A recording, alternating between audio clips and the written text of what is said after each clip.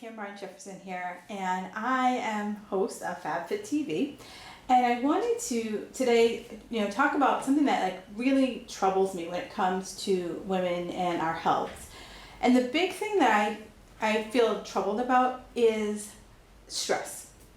The fact that a lot of times, and all the time, I'll talk to my clients and I'm like, okay, where's your stress level? 0 to 10. And so many times people live at a 5 or higher. And it's regularly, like week after week after week. I'm like, so where are you? Where are you? Where are you? Where are you? And I feel like it's like stress is an epidemic. It's become who we are. It's become, for some people, a badge of honor. It's become, for some people, just a natural state, which, I struggle with stress being a natural state. I don't think stress should be a natural state. In fact, stress shouldn't be a natural state for what we're going to talk about today. So today I'm going to talk about stressed out versus burnout, and how do you turn that around.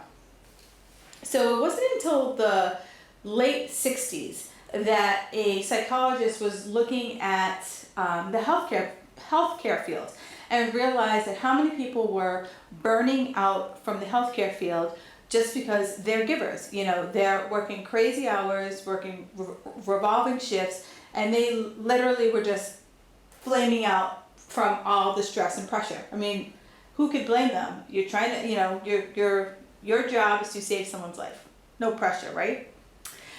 So he was looking at that, and then as he was going through, all of his human studies, he realized that this stressed out burnout phenomena wasn't just in the healthcare industry. He saw it across multiple industries, multiple age groups, men, women, the whole bit. So he's like, there's something going on here. So we started, diving a little deeper, and that's where we first heard the term stress. Like before that, no one really talked about stress. And he coined the term stress. He also coined the term burnout. And, for some people, there's no clear delineation between burnt out and stressed out for a lot of people. But one of the big distinctions is stress is short term. Stress is, you might be under deadline this week, and then next week you're back to even. Burnout is when everything is a fire. You're always on high alert. Your body's always waiting for the sky to fall, waiting for the saber-toothed tiger to chase you. Your nervous system is just you're always waiting for something to happen. And that's where, you've just reached the end of your rope. And, I know plenty of people who have had that, those feelings I've just reached the end of my rope.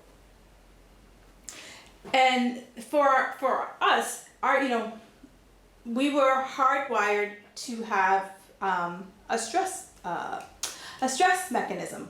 But the stress mechanism that we have was wired for when we were living in caves, and we needed to make sure we were outrunning things that wanted to eat us for dinner. Nowadays, that same kind of prehistoric system that we have doesn't know the difference between what is actual danger, like, oh my God, I need to run because someone's chasing me with a gun, to, oh my God, my boss just laid, a report that needs to be done by the end of the day on my desk. It's the same response, because all of a sudden, we're on high alert because we're trying to protect ourselves.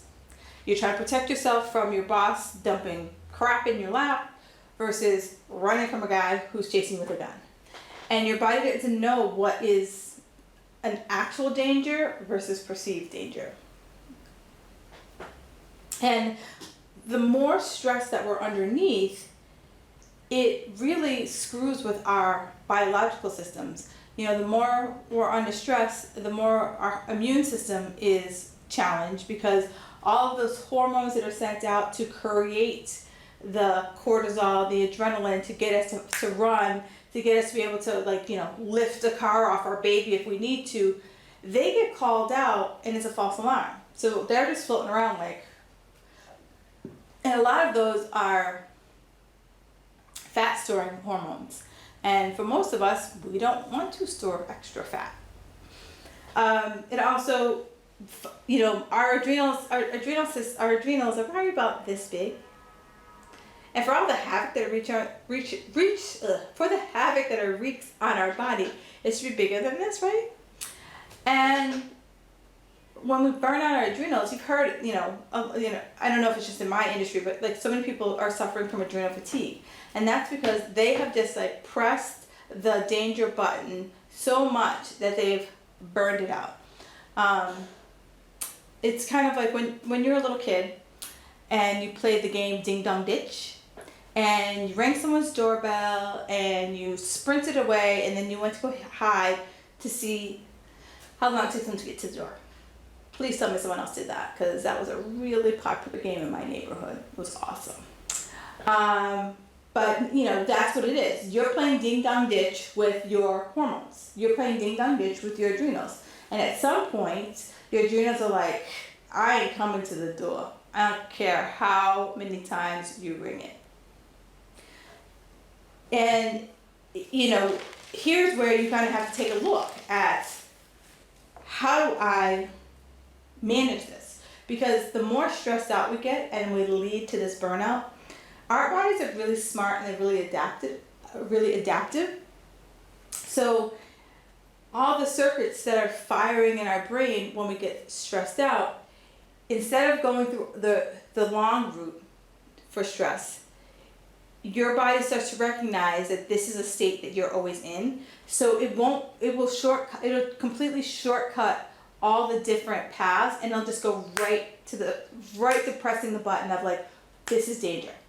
It won't help you process through, is this real danger, a little bit of danger? It'll immediately just fire the alarm. It'll just immediately, like, the alarm is on instant. There's no, if you have a house alarm, so you can set your alarm for 2 modes. One, stay and away. And in the away mode, as soon as you open the door, you open a window, that alarm is pressed, right? Then in the stay mode, you're home, you're moving about, and you get a little bit of leeway before you have to enter the code. For your bodies, this is the short circuits between your brain. It's automatically like the alarm's triggered. There is no like 20-second delay. There's no 30-second delay. It's like as soon as you start to feel anxious, it's like, she's in danger, I gotta protect her, let's hit the fire alarm. And the more stressed you are, the less likely you are to recharge your battery. So I want you to think about your cell phone.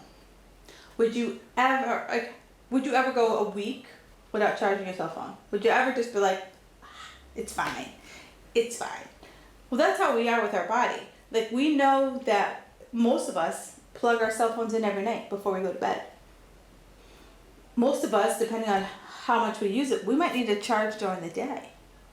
But we know that every night before we go to bed, that cell phone's plugged in. Because we know that without it, it's going to be dead.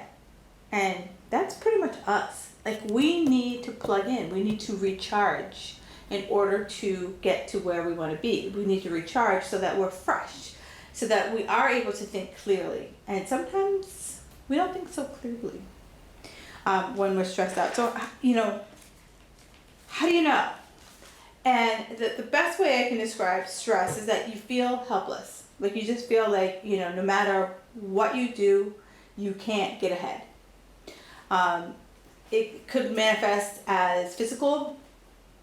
When I was stressed to the max, I had headaches. I always had crazy headaches. For some people, they eat more when they're stressed. For some people, they eat less when they're stressed. You just have a feeling of like, you just don't care. Like, anything could happen, you're fine, have at it. You're exhausted all the time, but you're like wired yet tired. You know that feeling? And that's frustrating. Saturday night, that was me. I just did not get a good night's sleep over the last 72 hours. And by the time I was just like, I just needed to sleep, but I couldn't because I was just so, like, my body was just like, you told me you need to stay awake. So we're staying awake. It's party now. And that's frustrating. Some people, when they're in this state of stress, they self-medicate with food or booze or drugs. And you kind of get into this perfectionist trap of, it's not going to be right, so I'm not even going to try. And when you get to that burnout stage, you just feel like you have this much control. No control. You feel overworked, overwhelmed, underappreciated, and you don't feel a sense of community. You just feel like you have the weight of the world here. But like you have to do it all, manage it all, survive it all, and feel like you're not being treated fairly. That's burnout. Like that's when you just like don't give two rats hind parts. And we don't want you to get to that point, because by the time you've gotten to that point, you definitely are in the process of frying your adrenals if you haven't already done that. You're also in the process of probably gaining weight and you don't understand why, or you don't care. You're really just focused on survival mode and not thriving mode. So how do you break free of this? How do you get out of this? And I talk about this regularly, that it's all about focusing on one thing.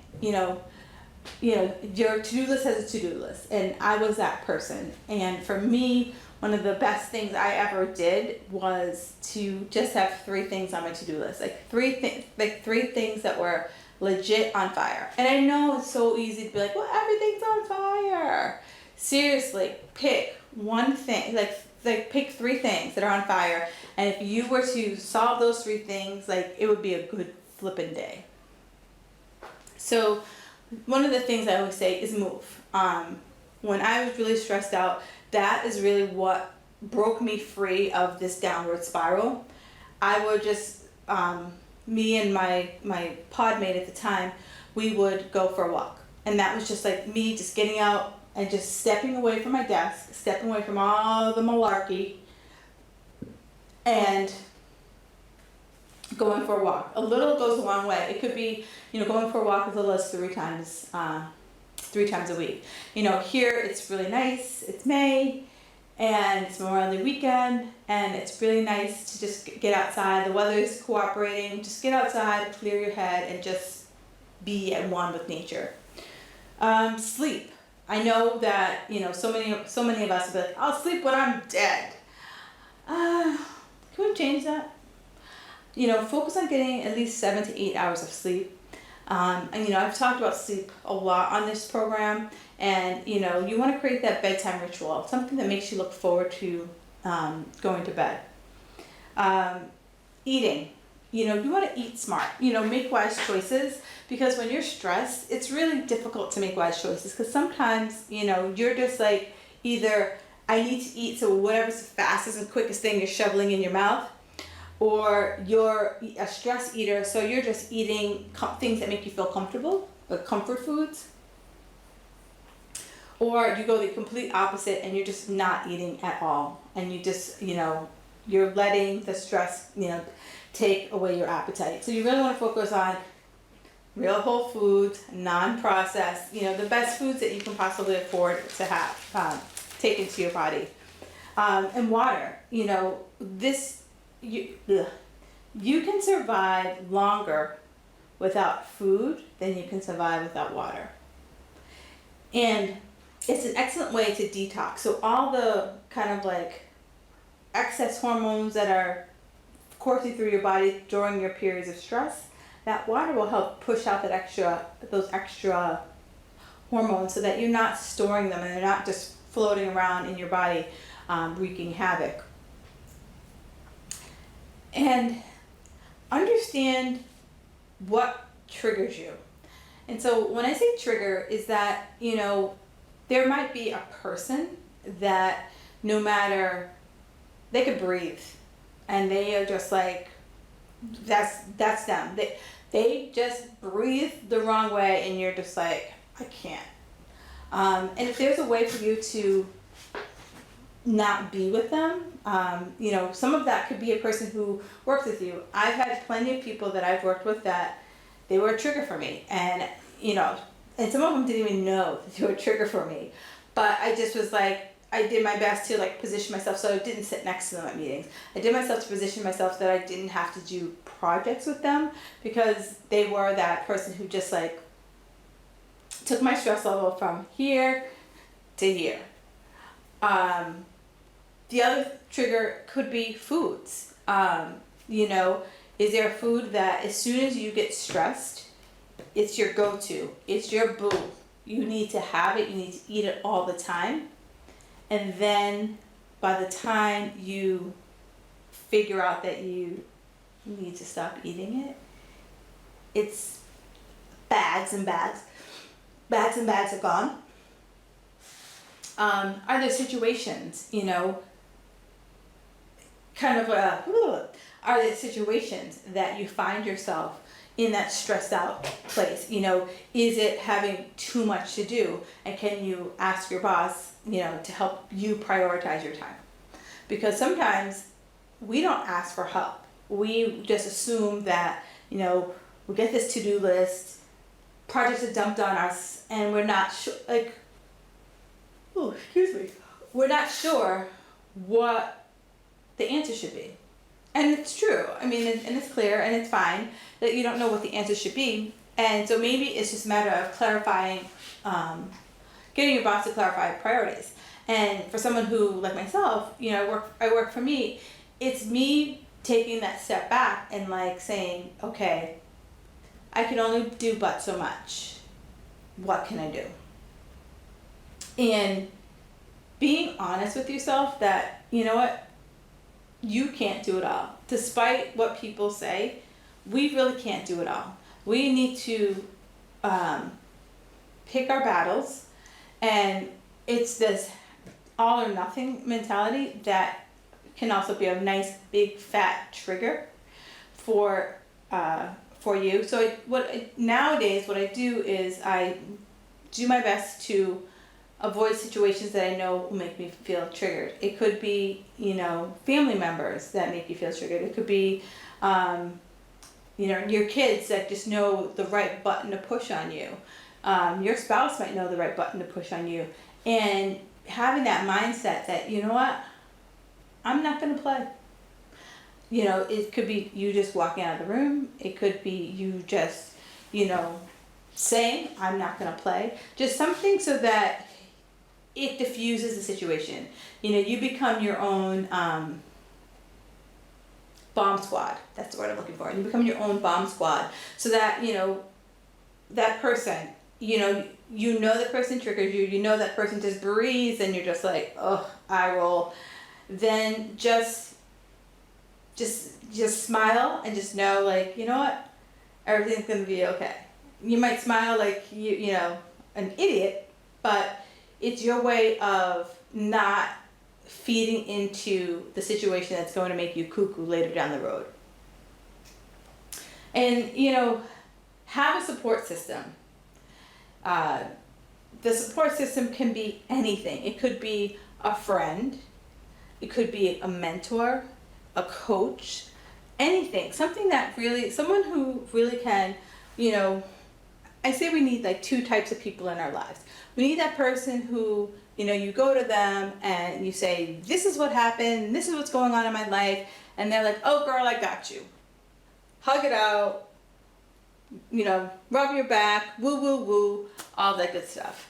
Then I feel on the other side, you need that person who says, all right, I hear you, I got you, but then helps you formulate strategies, helps you come up with ways out of it, so that it's not just this constant, I'm a victim, hear me roar, woe is me, where you have that friend, that support system, that mentor who says, okay, this happened to you, but how are we going to move past this? How are we going to take a look at this so that when situation X happens again, you're better prepared for it and it's not going to bring you to your knees? And with all of that, you know, you need that in your life. You need to be able to have a way so that you're not just a victim to this, you know, because victimhood gets old pretty fast for some people. And you don't want to be the victim. You want to be the champion in your story, right? You want to be the hero. You want to be that at the end of the story, you like come shining through on a white horse, unicorn with glitter in your hair. And there's also safety in numbers. So it could be a matter of you stepping up and being the leader to your boss. And he or she would be like, I never thought of it that way. It could be a matter of you just changing your perspective. So having a conversation with a third party is definitely a way to kind of help you break free of that spiral. And also like practice self-care / stress management tips. And I know that so many people, you're like, oh, well, I just exercise. And I was like, that's good, but you need another piece of it. And so it could be taking baths. I love taking a bath. Taking a bath and getting and make it like a ritual where it's like you might have a special bath, a bubble bath that you put in, or some scented oils, or you have some candles around, you have a glass of wine, you have a good book, something so that it just makes you feel like you're floating away from the rest of the world. And by the time you get out, you just feel so meditation. I'm a huge fan of meditation. I meditate every single night. It doesn't, the thing about meditation, you can't do it wrong. You just can't do it wrong. There's no specific time limit. If you got 3 minutes, you can meditate. You got 1 minute, you can meditate. I like that there's a lot of, on YouTube, if you Google YouTube, you can do guided meditations. There's guided meditations on any number of things. One of my favorites that I've been doing lately, it's called Yoga Nidra, and it's not yoga. It's literally like Shavasana yoga, my kind of yoga. Just laying there and you listen to a guided meditation. Coloring, one of the things that when I'm trying to figure out a problem is get one of those adult coloring books and color. It's very mindless, and it just is able just to get you out of your head, because sometimes the stress that we're feeling is just all the hamsters running at the same time. And just by doing any of these techniques, it just breaks us out of that hamster wheel that we have in our head. Even some aromatherapy, there's so many different ones, peppermint and lavender, there's so many different scents that trigger different things in our brains. And even just taking a break. Last week I was working on a new project and I was stuck. And I knew it was my head. I knew it was me being stuck with me. And I just took some serious breaks. I went to lunch, I went for a nice long lunch with a friend, just because I just needed to step away and reframe, because I knew just sitting in it wasn't going to get me where I wanted to go. So I needed to really take a step back to no longer be stuck. And so now things are moving, but it was just me being able to take that time away. Make a schedule, but be flexible. So it's kind of like structured flexibility, so that you have structure and you have boundaries of what you are willing to do, but at the same time, have the boundaries. So maybe it's not every single night you stay to work till 7 o'clock. And, when I was working my corporate job, I didn't leave work till between 7 and 8 o'clock every single night. And so finally what I did is you know what? I started taking a kickboxing class Monday and Wednesdays at 5:30. So that meant I had to leave at 5. And that was Monday and Wednesday, I leave at 5. It was my way of getting out of the office, because you can always come up with something else. Well, I gotta do this. Well, I gotta do this. Blah, blah, blah, blah, blah. Where I just said, you know what? I'm taking this class. then I played in a golf league. So I said, you know what? I'm going to play my golf league at 4. So I'm leaving at 4 o'clock to go play my golf league. And it was just, I had to set those things up so that it forced me to leave and forced me to get out of my rut and forced me to do something that I enjoyed. So my schedule had structure. Now, if something really was on fire and I had to miss the golf, I had to miss my kickboxing class, then so be it. But it wasn't every single night I was like grinding till 7, 8 o'clock at night. And feel some sun on your face. Like I love sitting outside. It's one of my favorite things to do is just sit outside, close your eyes, take a couple deep breaths for 15 to 20 minutes. And you know, it's for most of us, the weather is finally turning our way, and just sit outside and take some vitamin D. Like it helps to restore. Put some sunscreen on, just a little. But it helps us to restore our thinking. It helps to rejuvenate us. Like when I am in the sun, anything's possible.